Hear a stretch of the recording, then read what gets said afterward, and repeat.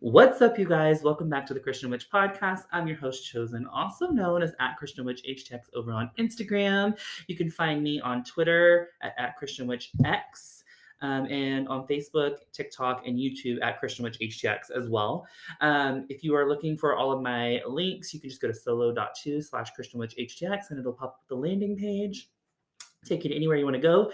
I'm an internationally certified professional psychic medium, ordained minister, all of that fun stuff. So just to let you know, you can book a reading with me anytime. Feel free. Just click the link and choose from the plethora of services that I offer.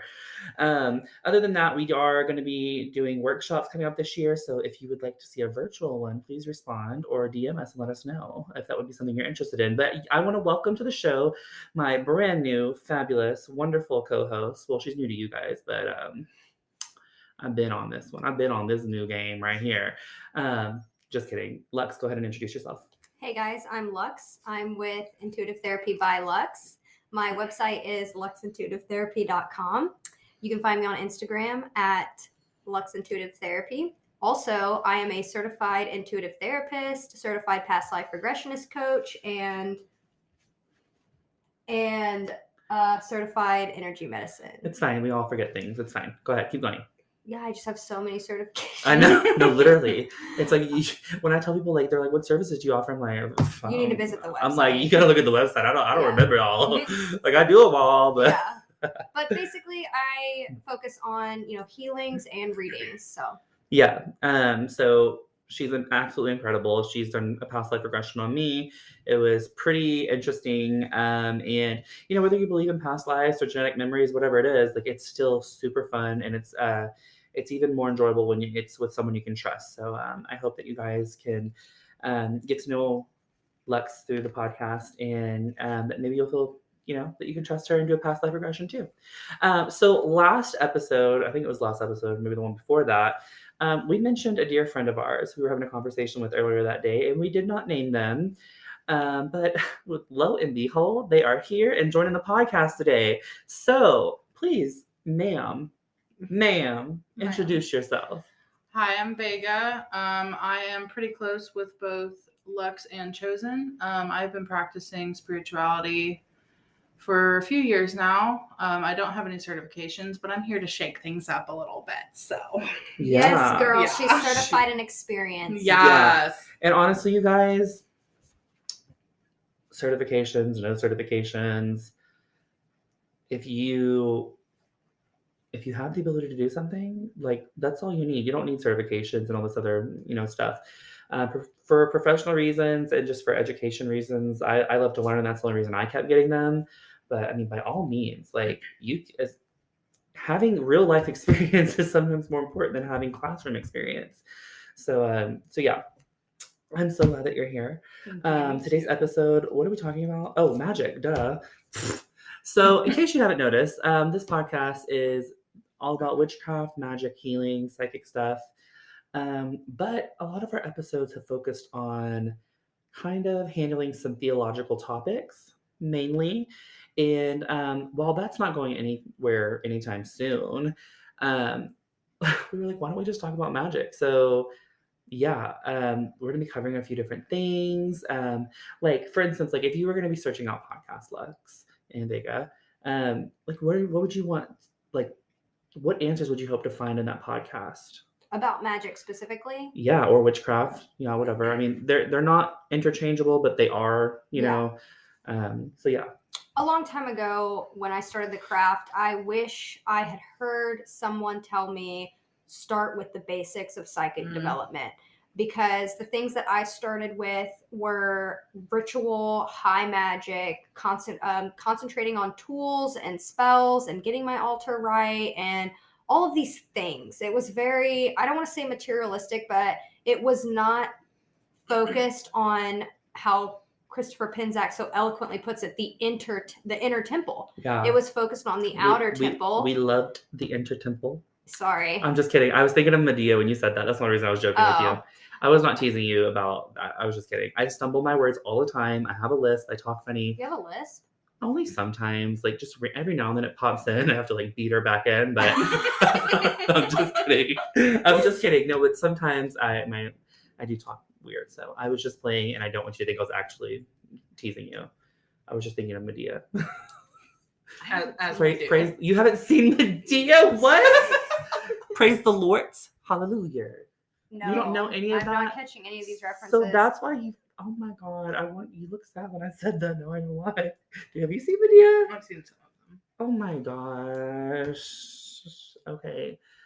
Anyways, if you haven't seen Tyler Perry's Medea in any situation, go look it up. But it's just a hilarious and joyful character, and she talks funny, and she puts T's in places that she shouldn't, and it's funny. And I was in no means tearing you down. Dude, I promise. you're good. I know, but I didn't expect you two to have never seen Medea. So who knows? Who knows if these listeners have ever seen Medea? So. Okay, so I think I was talking about the Outer Temple and focusing on that, and that's his second book. So for a while there, I really fell off my craft because I didn't have the basics, and that became pretty apparent to me today, actually, when we were looking at I totally forgot her name. Help me out here. Lori Cabot? Yes, Lori Cabot's Book of Shadows, and actually she mentioned something like that in the little introduction about, if we started with creator, god, goddess, whatever it is, and spells and ritual, and the craft would have lost me. And so I'm really interested to see how she lays out that book, but also I am back and going full-fledged into my craft at this point because Chosen turned me on to the Inner Temple, and it really realivened and just helped me in my craft to understand the basics, where a lot of these new modern books talking about witchcraft really focus on the ritualistic high magic. Yeah. I actually recommended this book over on my YouTube channel last week. So if you guys want to hear like some recommendations and little things I have to say about it, feel free to check it out there at Christian Witch Age Ticks on YouTube. But I completely agree. For me, coming from a Christian background and a ministry background and like operating in the supernatural within the church and, being fortunate for that to be my life, we often focused on doing the inner work, developing your inner world. A lot of us, having big dreams in your heart is encouraged in the church a lot, if it's a healthy church. And they believe that those dreams are placed there by God. And what a lot of the times people would be discouraged about is they'd be like, well, so-and-so has been doing this for 4 months and like they're already making more progress than me.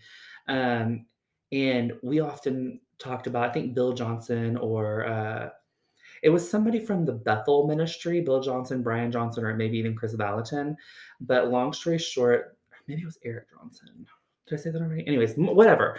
They were talking about building the wall that's in front of you and not looking down the line to see other people's progress, focusing on the wall in front of you, and that it's God's grace that he doesn't unleash your dreams and desires upon you where you're at. Because if your inner world is not developed, if that infrastructure is not put in place, then you will completely crumble when all of the goodness is released upon you, because you won't be able to withstand it. You won't be able to hold your character, and you won't be able to make decisions and how to operate from a place of discernment. Yeah. So the inner work is very important. And it's very important in learning magic and energy manipulation and learning psychic development and all this other stuff. And it all comes down to, we always hear the words back to basics. So that's literally what it is. It's coming all back to developing the inner skills. And then you can go do all the rituals, like that's fun, but really they're just tools to help you reinforce these beliefs that you're learning and you're establishing on the inner temple side of things. So I think I'd have to definitely agree on that, because I know when I first started getting into spirituality and magic in general, it was very overwhelming, all the different facets and all the different avenues that you can go down. And honestly, if I had been told in the beginning that there's a basic skill set that you need to have in order to really get the full effect of what you can do, I think it would have made my development a lot easier and a lot smoother. Yeah. Earlier, actually, Vega here was our test subject for a workshop we're teaching soon. We were doing a run through because it's been a while since we've taught. I don't know if you guys have noticed, but we've been in a pandemic.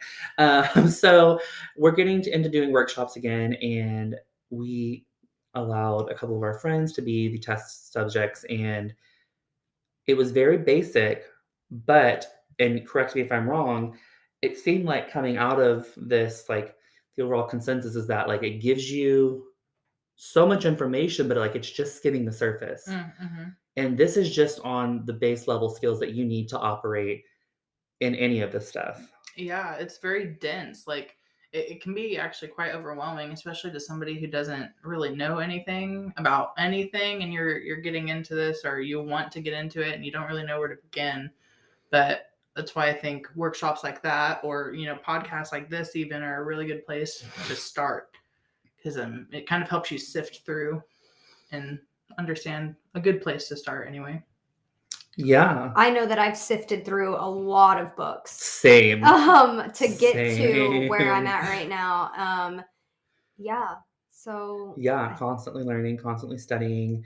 The other real quick thing the other thing I want to talk about really quick is that if you were to just if God were to just design you as, an adult and throw you into this world, like, you would be overwhelmed with sensory perception just in your natural senses. We've learned to use our senses. We learned to hear and to, how much to let in, how much not to let in. It's the same way when it comes to magical and psychic senses, spiritual senses. You have to learn to use them, because from that, you get a base of reality, and a base for, like, how to operate in the world that you're walking in. So anyway, yeah, we're going to talk about like some different magical subjects. We're going to start with defining magic. Just going to be real honest with you guys. I'm reading from some notes I have here, and a lot of this stuff is going to be things that you can find in the Inner Temple of Witchcraft book by Christopher Pinzak. And some of it are notes that I've added to it and tweaked a few things here or there. So the first thing we're going to do is defining magic. How would you guys define magic? I'm not telling you I'm not quizzing you. Like, tell me, like, how would you describe it in everyday terms? Like my own definition? Yeah. Okay. So I would say that even before I read The Inner Temple, I understood that it was a science just as much as it was an art. And to me, it was like similar to almost cooking, but with a purpose. Do you know what I mean? And so I always viewed it as a prayer, the way that Christopher Pinzak actually does put it. And almost as if it's not a petition to God, but it's an action behind my words. Do you know what I'm saying? And so I always was under the impression that, of course, this spell, quote unquote, isn't going to work if it's not in God's will, if it's not in my best interest, and things like that. So that's kind of how I viewed magic. And of course, like, I know now with my metaphysical training that when you put your intention so undividedly on something that you desire, there's going to have an outcome to it. And magic, in my opinion, does just that. It is one extra action to point your attention in the direction of something that you're trying to change or manifest. So that's kind of how I see it. But yeah. What do you think? Yeah, that's what was coming to mind when you were talking. To me, it's like the process of putting an intention into the world and finding a way to manifest that. And you don't even really need the tools, like you were saying, to do so. It's the power of your mind in general. And I think it just has to do with human desire and, changing through mysticism. I don't really know how to describe it. It's a really vague and broad subject, but I think it boils down to intention. Yeah. So I'm going to read an actual, like, definition that I think sums it up very well. Yeah. Not the end all be all, but I do believe it's like one of the best ones I found. But for me, when I was trying to define magic, I often would talk about it as, like, anything that is a supernatural or miraculous act that would go above and beyond the physical limitations. It would be an act of exercising my authority and dominion over all of creation to bring something into existence, to call forth something, or to banish something. Um, so yeah, it's kind of hard to describe, but they do describe it well. And the description that we have is magic is the science and art of causing change and in conformity with will, learning to flow with the soul of nature, actually making something occur. So this is not just symbolic, it's not psychological, Right. it's actually making something to occur. And there's three parts of magic. Like in order to do magic, you need three things, okay? You need will / desire. So when people are often confused, like, well, what is will? It's the desire. Like, you want a new car, that's your desire. You want it. Yeah. If you want healing for a loved one, that is the desire that they be healed.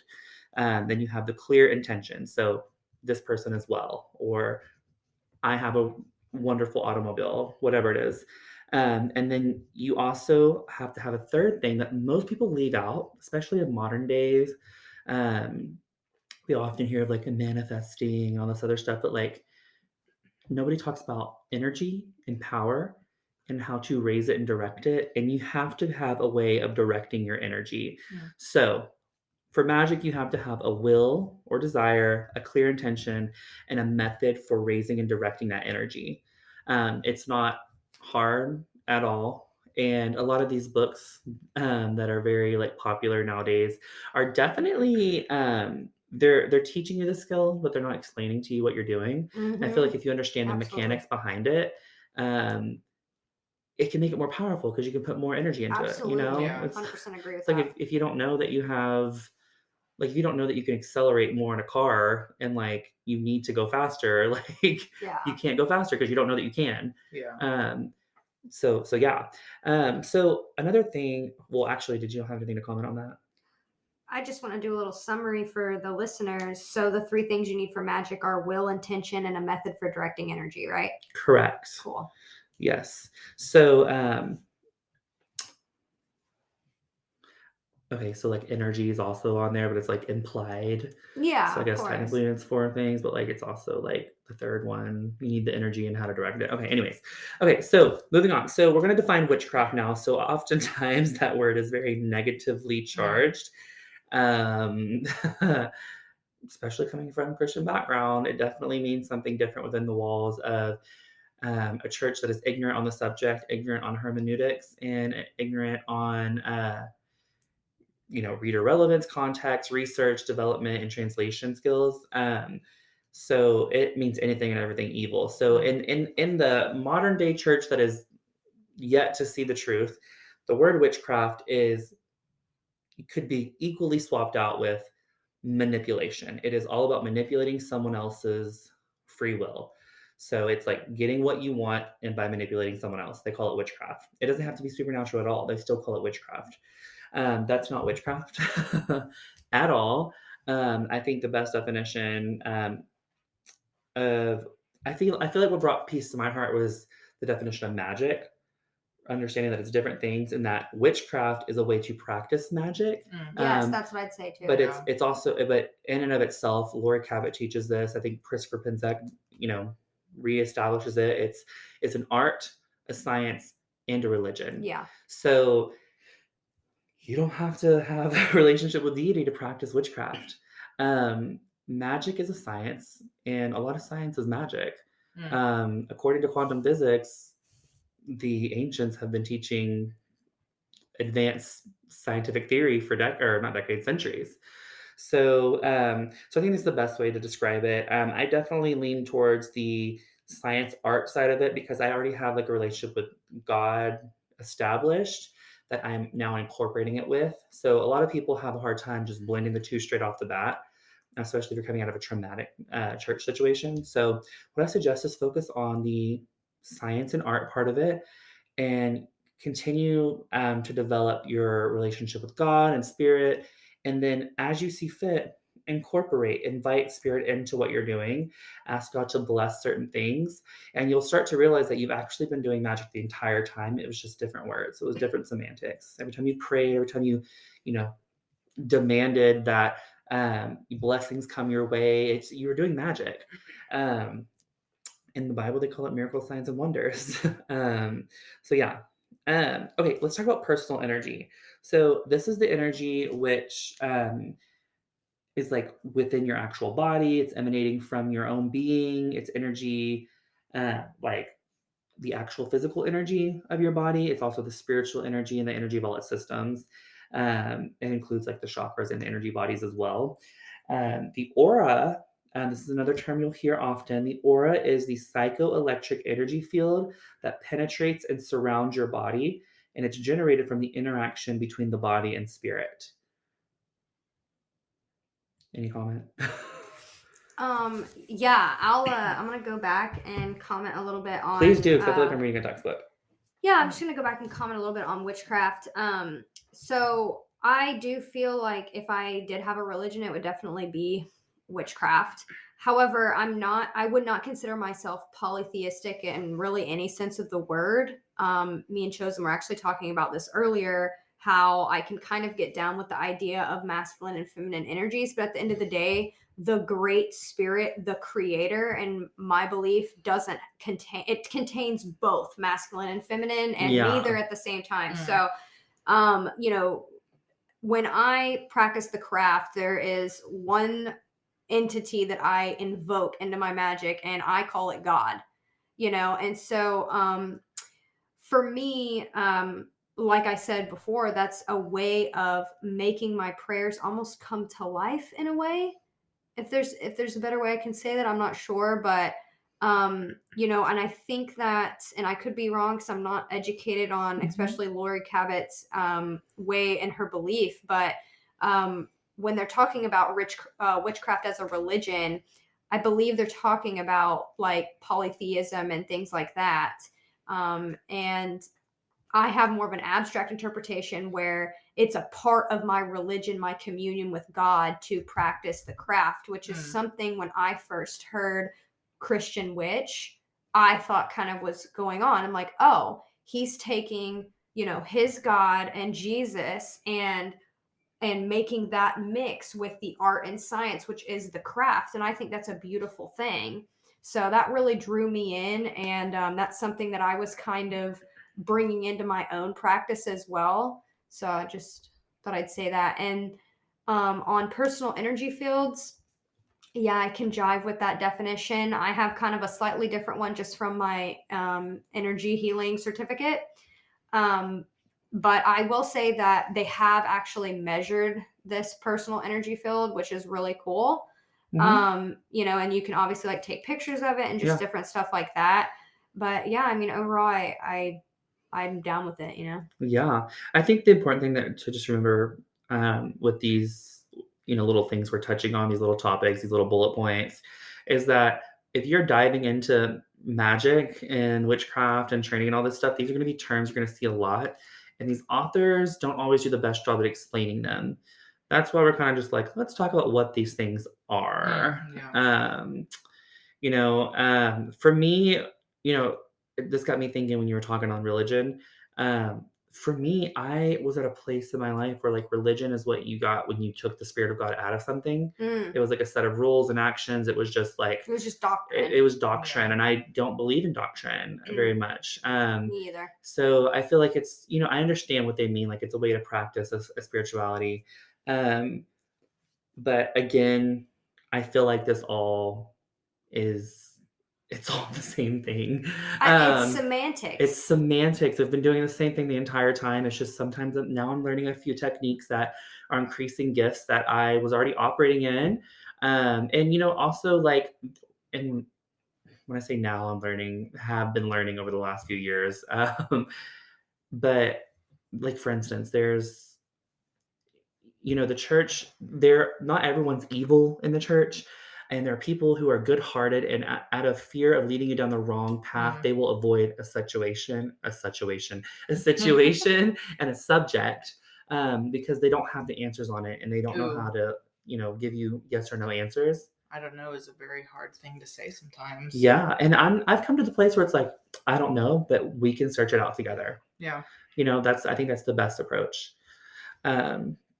But anyways, yeah. What are we doing? Where are we at? We were at kind of like personal energy field. Did you want to comment on that or witchcraft? Witchcraft, I mean, for me, so growing up, I grew up in the church as well. I grew up in the LDS church, actually, that's a whole thing in and of itself. But I know it was pretty early for me that I started rejecting that. And I had my own conception of God. And I thought that if there was a God, it was an all-loving, all-encompassing entity. And it didn't discriminate and, et cetera, et cetera. And I noticed that I found God a lot in nature. And so for me, I think that's where my love of the craft comes from. That's what I associate it with strongly, I think, is just, the sea and the forest and just being one with spirit. That's, oh my God, yeah. It's a very nature-based thing for me, I think. And I'm not sure if it's like that for everyone else, but for me, that's what I associate it with, I think, which I don't really know where along the way it became such a taboo, for lack of a better term, subject. But it's like you said, when people don't know the answer to things, it's really easy to react in fear or just, deny it wholeheartedly anyway. So, but yeah, that's really all I had for witchcraft. Yeah. And, just to go on that, like so the scripture tells us that all of nature will cry out about God's glory and power and everything that he did throughout creation, if the humans won't. It said the rocks cry out. And it's just really cool because a lot of people forget that God wrote the book of nature long before he wrote the Bible. And when we talk about worshiping the creator or, having a relationship with the creator, intimacy with the creator, whatever it is that you want to call it, it's, part of that is experiencing him in his creation. Yeah. And you would really like this series that we're going to do soon. It's going to be Holy Spirit as Earth Goddess, Fire Goddess, Water Goddess, yes, you're right. and Air Goddess. It's going to be amazing. They're actually already written out. These are going to be lessons we take from the Christian Witch in the Craft group over on Facebook. It's a private group. I am an admin there. There's about 10,000 members. It's what was it? Private. There we go. So if you're not out of the broom closet, you don't have to worry. It's safe. You can ask questions and you can learn. And we have professional psychologists, psychiatrists, doctors of divinity. We have medical staff, professionals.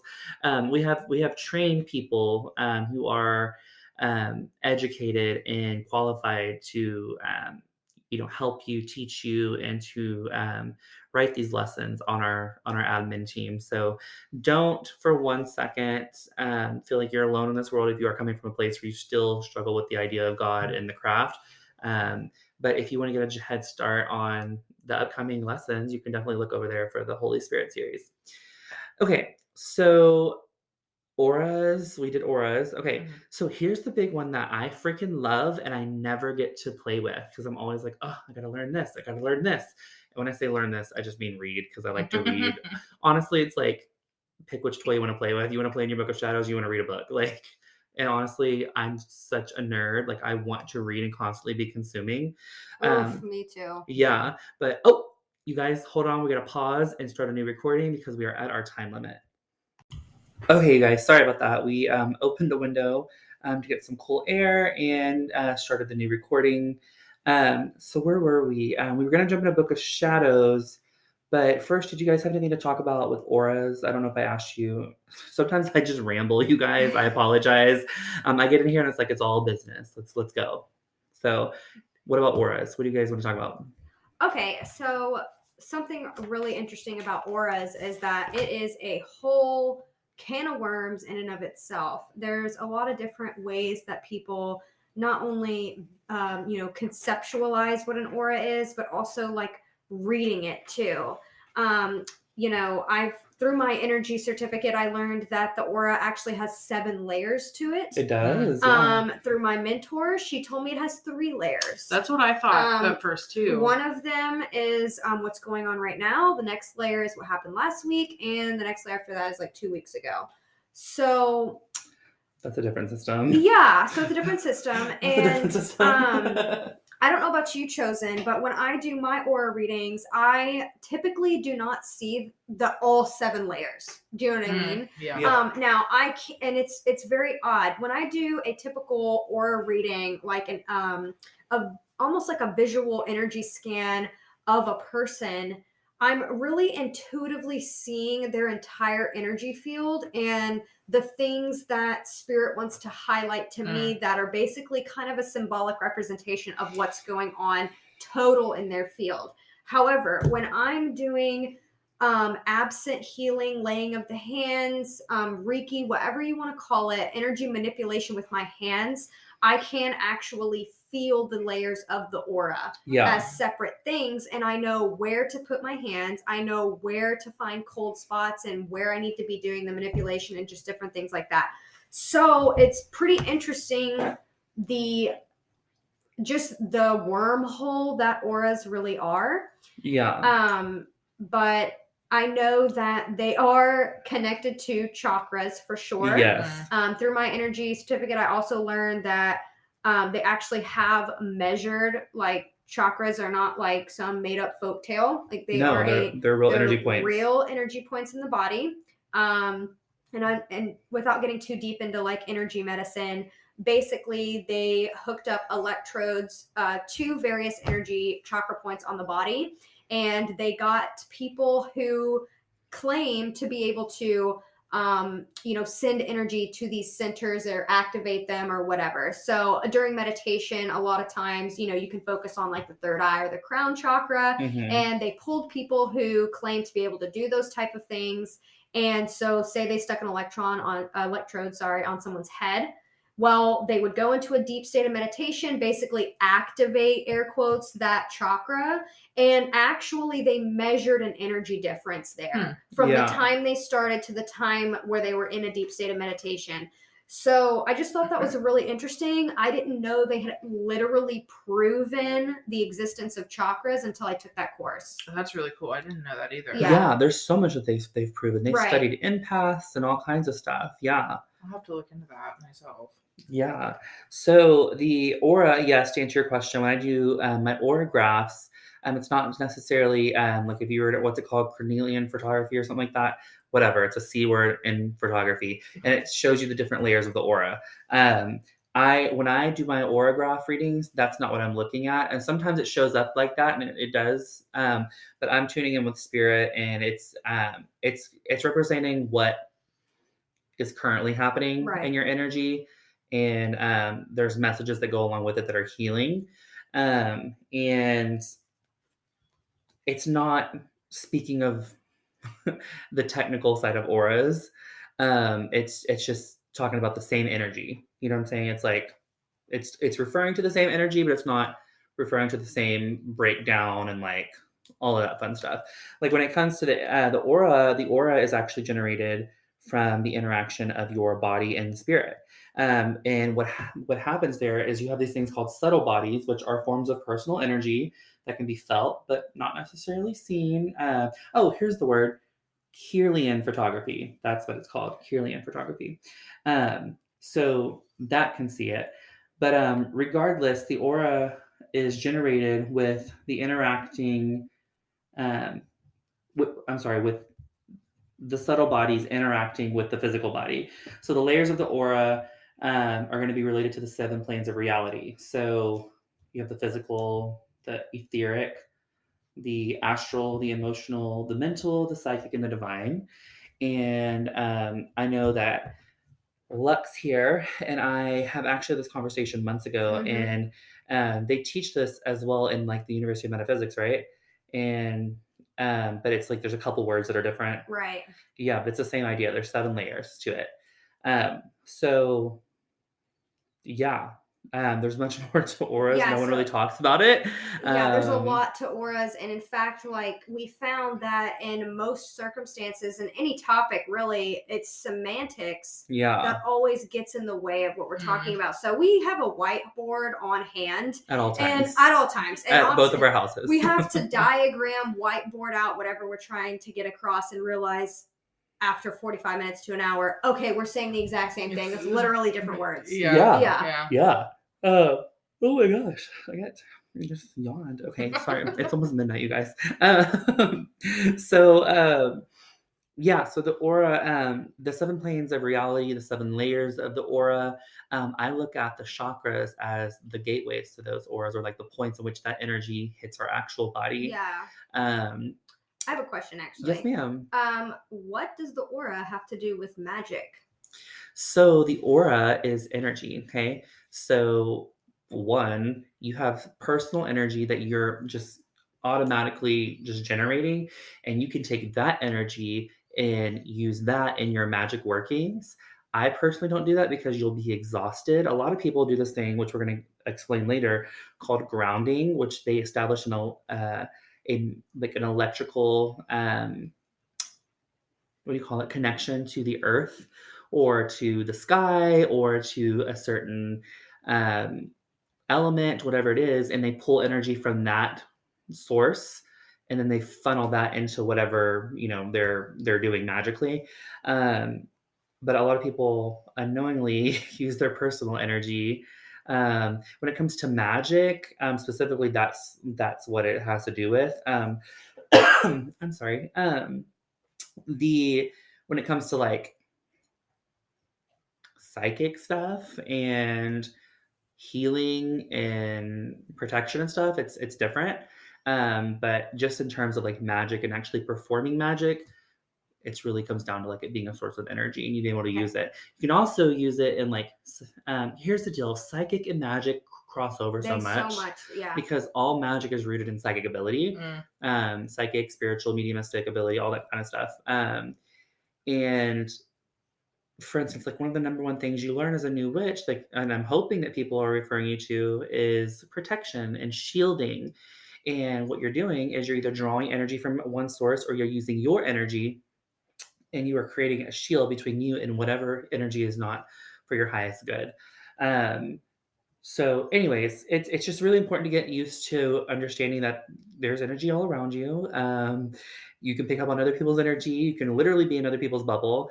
And there's layers to it. I often look at the layers as different levels of reality in which we're existing at the same time.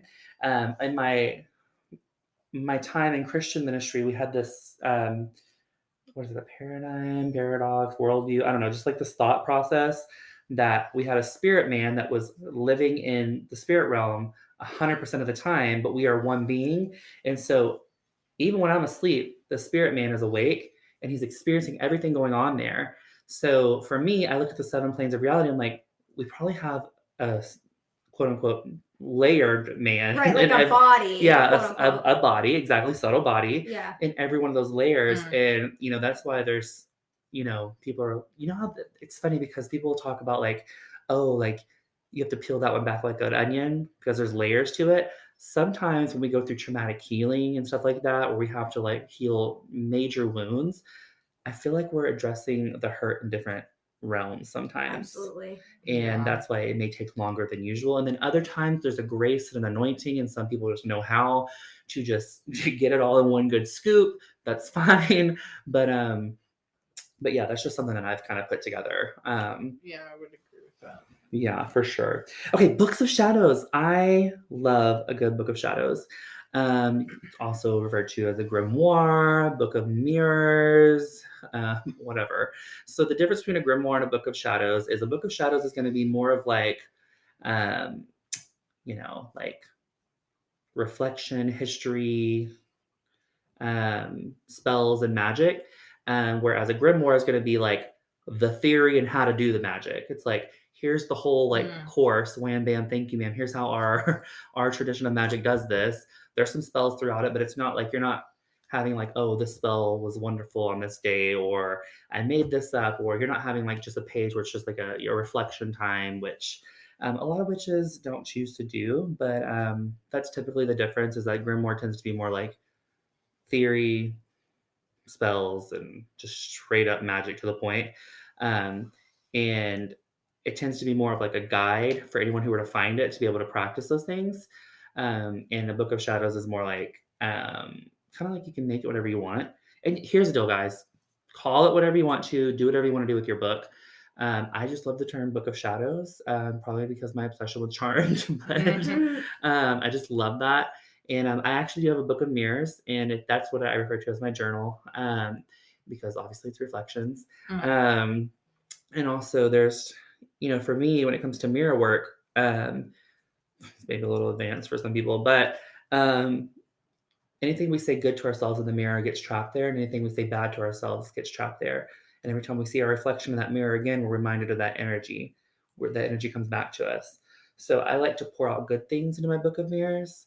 And if it's something negative, I process it out, and I make sure that I write it in a truthful but just a more of like observation of this happened kind of way, not so much of like, oh, I'm so heartbroken and blah blah blah. And I try to like neutralize it.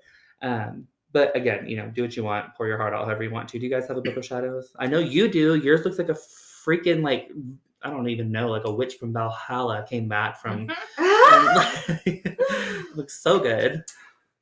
So I made my way on Pinterest, and that ruined my life basically. No, Yeah. I'm just kidding. But Pinterest has really cool like Book of Shadows inspiration, and when I saw that, I was like, why doesn't my Book of Shadows look like this? Because that's a lot of fun, because now it's an art project, and I'm super crafty and I love art and I love coloring and just different stuff like that. So yeah, I got a new Book of Shadows. I restarted, and I've already She sure did, you guys. I put a whole bunch of stuff in it so far. I really like it. And basically the way I kind of view my personal Book of Shadows, especially this new one, is I took out my reflections of stuff personally, and I'm making it more as like a recipe book. And in fact, when I was making a bunch of new products for our market, I had to reference that book multiple times. And that's how it should be. Yeah. And so I was like, wow, I'm actually using my Book of Shadows. Oh my God, that is the dream. It was really fun. I really liked it. Like, I had my Book of Shadows open. I was crafting. It was great. Also, what I have in there is information that I've just picked up along the way, like useful information. Like, I have my numerology in there. I want to put my astrology chart in there. I have the year, the 12 wheel of the year. And I have a lot of work in there about shamanism and just different things that I've really found effective that I want to incorporate in my practice. I'm just writing down like in a notes section about that. I wrote down some exercises from various books, like the Inner Temple, the Shamanic Temple, that I liked kind of in the back section to do. And yeah, I mean, that's pretty much it. So it's like mine is like a combination of like my own personal notes and personal information, but not like reflections. And just like how to do things. Like, for example, I have in there like when you stumble across a feather, what does the color mean? You know what I mean? Yeah. So, and it's like, otherwise I'd have that on my phone. It's not cool. You know what I mean? Or I would just have that committed to memory, and I don't have that stuff committed to memory. So like if I find a white feather out there, I don't need to know what it means. I can just, come home and be like, oh, I found a white feather today. Let me flip to that page and it'll tell me what that means. Yeah, that is how it should be. Yeah. So that's just kind of how I view it. Do you have a Book of Shadows? I do. Honestly, I don't use it that much. I've actually just worked on it just the other day, but I find with me, I have the lovely perfectionism thing where I feel like it has to be perfect, and that keeps me from doing anything with it because it's so pretty. I don't want to mess it up. But yeah, like I don't want to mess it up, so I'm just not going to use it. Man, I have razored out, like I took on a razor as close to the spine as possible and cut out multiple pages. Literally. Yeah.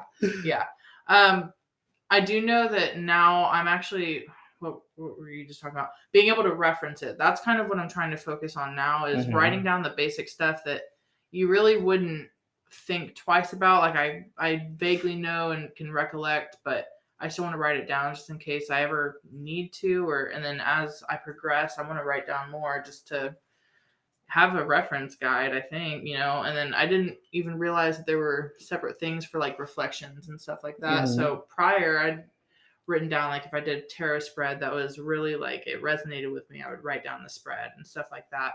But that's useful information to know that you can have separate things for separate things like that. You totally can. Some people have multiple Book of Shadows or books of shadow, whatever. Anyways, multiple grimoires for different subjects. They have all their herbs in one, all their spells in one, all their notes in another. Yeah. I do the same thing where like I want it to be perfect, but I also found myself, and I want to say, I don't know who it was. I'm so sorry, but it was a YouTuber who's a witchy YouTuber, and she was talking about the difference between Books of Shadows and grimoires one day. It just happened to come on, and she mentioned like quit trying to make this some guide for your ancestors down the road. Like one, you're not in charge of what they believe, and two, like you can't use it now. It needs to be something that you're going to use now.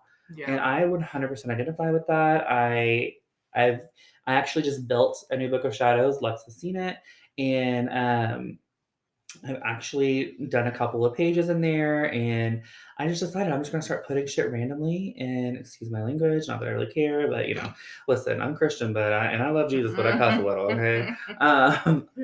My grandma always said that it makes you look ignorant because you don't have better words to use.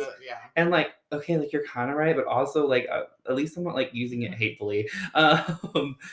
Anyways, long story short is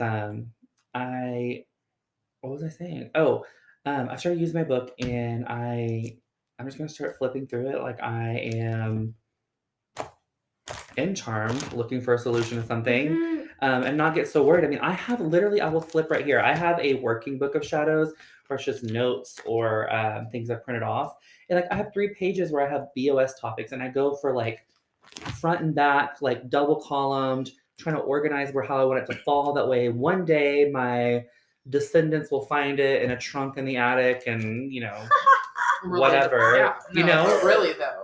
Like, that's really how it is. Like, I want them to know that great granddaddy Chosen had it going on. You know what I'm saying? Wow. And I never thought about that. Great granddaddy Chosen? Or, I've definitely never thought about that. You're welcome. No, I never thought about making something for my descendants to find. I don't know why that never occurred to me. And also, when I started painting is when my final shred of perfectionism left my body. Oh, and it was amazing and acrylic is a really great way to start with that because you can just paint right over it. Let it dry the next day, freaking pick it up again. Like it's good, So now when I make a mistake in my Book of Shadows, there's misspelled words. Look, I can't spell, okay? I was an engineer for a while, and I have a math brain at heart, and I can't spell, and that's just the way it is, and I can't worry about things being out of order or this, that, the third. I'm just going to try to get it in there. That's the whole other thing that I really appreciate about Magick, too, is that it really does not require any sort of perfection, no matter how much I would like to think that it has to be 100% perfect. Yeah. Because really, like, there's a line in actually the book of Alcoholics Anonymous where it says God does not make too hard of terms for those who seek him. Yeah. So really, as long as I have found anyway, as long as I am trying to do something productive or, worthwhile, if I have the intention behind it, it'll work itself out. It doesn't have to look a certain way. And I think Magick is very specific to each person. Although there are guidelines and there are suggestions, nothing is really set in stone. It's all tweakable. I really like that about it. Yeah, it's like cooking. Yeah. Yeah, like exactly. That. Yeah, and I think that's where the art form really comes in too, And in my opinion, when we were talking about the science of it, is there's like a theory and there's a recipe that needs to get followed. Yeah. But you know what? When I'm in the kitchen, if I want to add an extra quarter cup of sugar, I'm going to do it. Absolutely. We're going to substitute the oil for melted butter. Yeah. You know what I'm saying? Yeah, absolutely. Yeah, but also there is the science part of it is that it can be tested. The scientific method applies. Right. You can have a theory. Absolutely. You can do something and get results. You can test it and get it over and over. And this tends to work out 9 times out of 10. Heck, if it works out 6 out of 10, I'm going with it. Okay. Yeah. I don't care if there's 5 or 4 times working against me. Actually, since we were talking about it, I wanted to read a little bit from my little working Book of Shadows on the topic of what is magic, because I happen to have written down something. So what I wrote down is partnering with the energies that make up our world to co-create an outcome It is through becoming conscious and harnessing one's willpower that one can cast magic purposely and with precision. On a fundamental level, magic / the craft is a science. It has principles that can be understood and experimented with to learn their effectiveness. In ancient times, many doctors, scientists, and philosophers were also magicians. Since our brains don't recognize pure energy, practitioners visualize it and use catalysts like herbs, oils, stones, etc. All magic begins in the alpha state. The first step to understanding the science of magic is through improving our psychic ability, improving its validity to ourselves and to others. To do this, you must learn to meditate through the use of alpha, which is an altered state of consciousness, and meditation is vital. You should practice it at least 3 times a week. Ideally, you should do it daily until alpha is a second nature. I should really look at my own notes because that was like a really That's brilliant. That Yeah. was fire. That's perfect. like I should put this in a book of shadows. That's actually not what I was looking for. Oh, hey, the 3 requirements of magic's in here too. You guys, we should just do a podcast where we flip through our books of shadows and read things. Yeah, that sounds great. The 3 requirements of magic, intention, will, and energy. Okay, yeah, we talked about that. Okay, I was gonna look. There is Christopher Penzat gives you. We were talking about spells in magic being like flexible and like cooking and stuff like that. He gives you a formula. He's like, if you follow these basic, like I think it's like 6 or 9 steps, like you will be successful. And it's like just basic things. It's like, oh, here they are. Okay, so this is when you're creating your own spells and rituals. So if you can determine the goal, determine the elements involved, determine the the materials to be used, determine the best time, if there's any, to do a spell, compose a rhyme or words of power, drop the spell in writing, finalize the spell, gather the tools, and perform the spell, you will be successful. So honestly, you can like take out a few of those things because one of them's like finalizing your spell and like woodshedding certain steps. But that's all it is. It's like if you can do all those things and get into alpha and perform it, like voila, you are a master magician. So you look tired. Is it too late? No, I love that. I'm just okay, because I would just like you to know that I'm very tired. I mean, it's late, but you It is know really what? late. We're gonna push through. What's the next topic? Okay. We may save a couple of these for the Okay. next time because that seems to be a good place to stop. Can I add one thing? Please, let's talk. Yes. So I know another thing that I kind of struggled with entering magic and, being a beginner. I felt like, well, I can't really do it because I don't have the tools. I don't have, I don't have such and such crystal, or I don't have this herb, or whatever the case may be. And while they are helpful things to have, they are also not necessities per se. Because really it all boils down to, those are, like you were saying, those are the outer temple things. Really, the main thing that you have to have is the will, the desire to do it, and just, I don't know how to put it. You know what I'm saying, though? Yeah. No, that's a great point. I mean, the art of substitution is like a whole thing in and of itself, Yeah. But I think you're right. I mean, there's a lot of time. Okay, here's my thing. Please. I have tried for so long to use spells out of spell books. Mm-hmm. So long I have tried. I have 1,001 spells over there. I've got another spell crafting book, and I'm sure a few others have some in there. I've got the spells Bible. I've got a ton of crap in there. And you know what? I have never used a spell out of any of them, because every time I sit down, I start examining the spell and trying to figure out, okay, why are they using this particular herb, or why are they doing this particular thing? And I realize, you know what? I'm going to make my own. A lot of my spells have never been done before because they're unique to me. Yeah. I find some herbs that will suit the need. I find a jar. You know what I mean? I find an incantation that works. I invoke God, and we make a jar. And my thing is jars, okay? I really like jars, and I really like little sachets. And I like candle magic a lot too. Mm. And I love candle magic because anything that you want, you can just put your prayer, and I actually anoint the candle first, and then whatever essential oil that's according. So say you want to do a black candle for protection, you want to do I'll do cedar essential oil on that, because that's for protection too. And then I'll do some pentacles on there, and I'll write God has this house protected or something like that, and may no evil enter here. I'll carve that actually into the wax of the candle, and then I'll let the candle burn down. That's just real simple. Yeah. And here's another thing on that.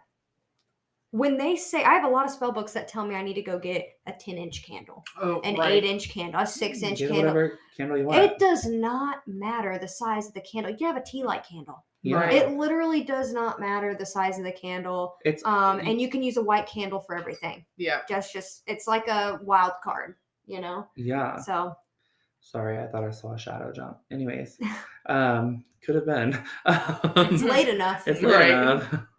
I'm sorry, I kept almost interrupting you because I kept having like little rabbit trails pop up.